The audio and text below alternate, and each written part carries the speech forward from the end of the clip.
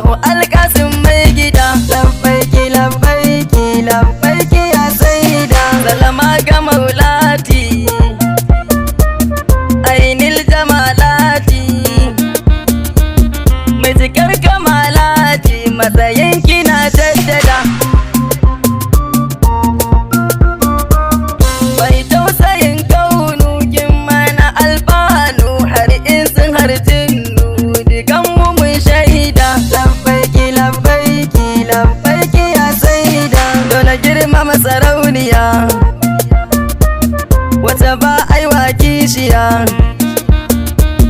kuma kin wuce kwaikwaya sai dai gani sai fada sai fada Ahmadu Rabbani hasken cikar karni mai tada mai rauni aikin ki ne murshida labbaiki labbaiki labbaiki ya saida waye ya gano ki a cikin sifar taki wannan da mamaki ai babu ma na faɗa ƙaunar ki tsira ne domin ku haske ne girmama ki ai dole ne ba yau ba matin ada labbaiki labbaiki labbaiki ya saida ya yar gidan kirki komai yana gunki nanakin wuce ta buki ba adadi na shaida mun yarda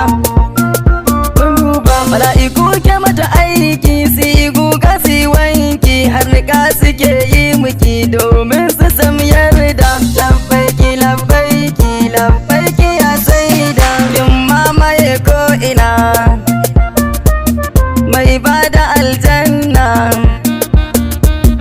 a gurin kina tsugunna ni ma abin saida kare dukan sharri na masu inkari ni kuma abin kairi hada yan uwa an hada labbaiki labbaiki labbaiki ya saida alastafa kaunar kina zurfafa awwal ne khalifa mai yaban ki har abada